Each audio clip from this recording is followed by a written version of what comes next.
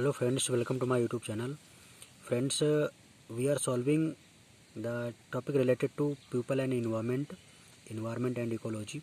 Okay, तो environment and ecology से related जो भी टॉपिक मैं डिस्कस कर रहा था उसमें नेक्स्ट आपका टॉपिक है वाइल्ड लाइफ एक्ट 1972। तो ये काफ़ी इम्पोर्टेंट आपका टॉपिक है। इससे आप हमेशा यूपीएससी, यूपीपीसीएस या फिर जितने भी स्टेट के पीसीएस एग्ज़ाम्स हैं या फिर आपका एनटीए नेट, सीटेट या आपका टीटी, इस प्रकार के केवीएस, एनवीएस, टीजीटी, पीजीटी के एग्ज़ाम्स होते हैं, उन सभी में आपके क्वेश्चन 2-4 जरूर पूछे जाते हैं। ठीक है, आपका आने वाला जो एग्ज़ाम आरआरबी, एनटीपीसी का है या एसएससी का है या फिर सीटेट के एग्ज़ाम्स हैं, इन सभी में आपका इस टॉपिक से क्वेश्चन तो जरूर पूछा जाता है। तो ये टॉपिक आज हम डिस्कस कर रहे हैं। इन्वायरमेंट एंड इकोलॉजी का मोस्ट इम्पॉर्टेंट टॉपिक है wild life protection act 1972। Okay, तो it provides for setting up of national parks, wild life sanctuaries etcetera. Okay, तो ये जो आपका वाइल्ड लाइफ प्रोटेक्शन एक्ट 1972 है, ये नेशनल पार्क और वाइल्ड लाइफ सेंचुरीज़ को इस्टेब्लिश करने के लिए बनाया गया है। ठीक है, और उनको प्रिवेंशन के लिए। Provides for captive breeding programme for endangered species.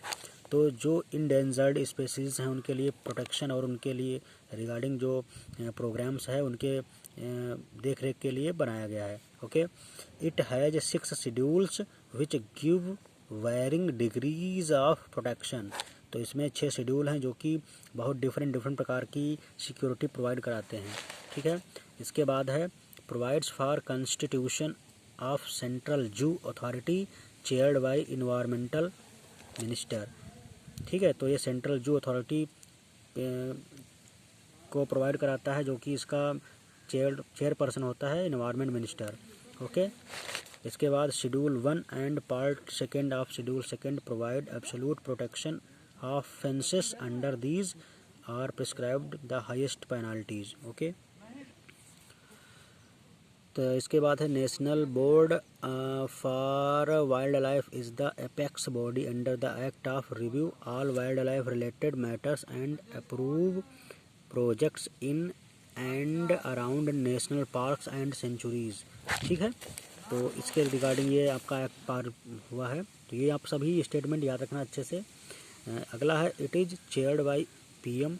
तो इसका चेयरपर्सन आपका है प्रधानमंत्री हैं। हैज़ 47 मेंबर्स और इसमें 47 मेंबर्स हैं, ये भी आप नोट पॉइंट याद रखना। In 2002 an amendment was brought in wild life protection act 1972 to include sacred groves under act. तो इस जो वाइल्ड लाइफ प्रोटेक्शन एक्ट 1972 है, इसका चेयरपर्सन माननीय प्रधानमंत्री होते हैं, जो कि इस समय नरेंद्र मोदी जी हैं। तो हमेशा वाइल्ड लाइफ जो प्रोटेक्शन एक्ट 1972 है, इसका चेयरपर्सन पीएम होता है, प्रधानमंत्री। ओके, तो ये एक अमेंडमेंट आया था 2002 में, जो कि वाइल्ड लाइफ प्रोटेक्शन एक्ट 1970 की नींव रखी थी, जो कि इस प्रकार के सभी को प्रोटेक्ट करता है। इस प्रकार के जो भी जीव जंतु वाइल्ड लाइफ से रिलेटेड जितनी भी सिक्योरिटी और प्रोटेक्शन सिनारियो है वो सभी मैनेज होती हैं। ओके, इसके बाद आपका है बायोस्फीयर। तो बायोस्फीयर आपका है world wide sum of all ecosystem. ठीक है, तो world wide sum of all ecosystem is known as biosphere. तो बायोस्फीयर आपका world wide sum of all ecosystem है। उसके बाद है आपका बायोम। तो बायोम आपका है very large area of plants and animals showing there characteristics. तो बायोम आपका होता है very large area of plants and animals showing there characteristics. तो ऐसी वेरी लार्ज एरिया जिसमें प्लांट और जो एनिमल्स हैं वो अपनी कैरेक्टरिस्टिक को शो करें। ओके, तो वो आपका बायोम कहलाता है।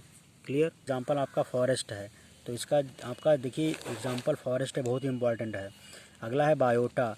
तो बायोटा क्या है? Collection of organisms over in area time period is called biota. तो आपका कलेक्शन इस प्रकार के ऑर्गेनिज्म का कलेक्शन एक एरिया के बेसिस पे या टाइम पीरियड के बेसिस पे आपका बायोटा कहलाता है।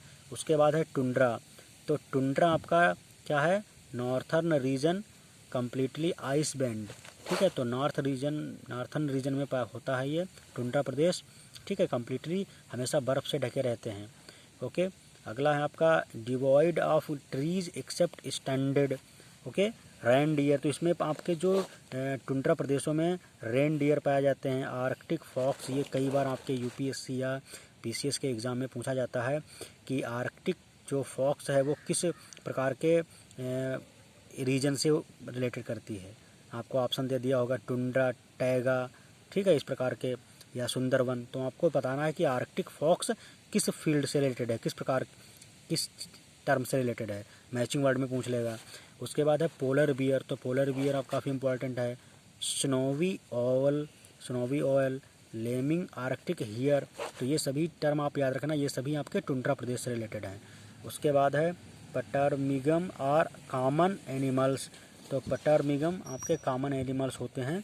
इसके बाद है reptiles and amphibians are almost absent, तो रेप्टाइल्स एंड एम्फीबियंस आर लगभग एब्सेंट रहते हैं, ये एब्सेंट रहते हैं, ये नहीं पाए जाते हैं, ओके। इसके बाद आपका टैगा है, तो टैगा आपका जो इम्पोर्टेंट टॉपिक है वो अगली मैं वीडियो पे शेयर करूँगा। तब तक के लिए मैं नेक्स्ट वीडियो कि मैं आपको ये सारी चीज़ें डिस्कस करूँगा। आप अगर ये वीडियो अपने फ्रेंड्स को शेयर कर देना, क्योंकि काफ़ी लोग किसी न किसी कॉम्पिटिटिव एग्ज़ाम की तैयारी कर रहे होंगे, और उसमें से वाइल्ड लाइफ जो प्रोटेक्शन एक्ट 1972 है, उससे हमेशा क्वेश्चन पूछा जाता है आपके कॉम्पिटिटिव एग्ज़ाम में। जैसे आपका आरआरबी एनटीपीसी का एग्ज़ाम होने वाला है, या एसएससी का एग्ज़ाम आपका होने वाला है, एनटीए-नेट, या फिर आपका केवीएस, एनवीएस, टीजीटी, पीजीटी के जो एग्ज़ाम्स हो रहे हैं टीचिंग के रिगार्डिंग, तो उनमें भी आपका बहुत ज़्यादा आजकल इन्वायरमेंट से क्वेश्चन पूछा जाता है। तो आईबीपीएस जो बैंकिंग से रिलेटेड एग्ज़ाम होता है, उसमें भी आपका इन्वायरमेंट से काफ़ी क्वेश्चन पूछा जाता है। तो इस प्रकार के जितने भी कॉम्पिटिटिव एग्ज़ाम हो रहे हैं उन सब में मोस्टली क्वेश्चन आपके इन्वायरमेंट से पूछे जाते हैं, तो इनको अच्छे से प्रिपेयर कर लेना, और अपने फ्रेंड्स को शेयर कर सकते हैं वीडियो, ताकि जो लोग इसकी तैयारी कर रहे हैं उनका पेपर अच्छा हो जाए और वो अपने सेलेक्टेड हो जाएं। Okay, thank you.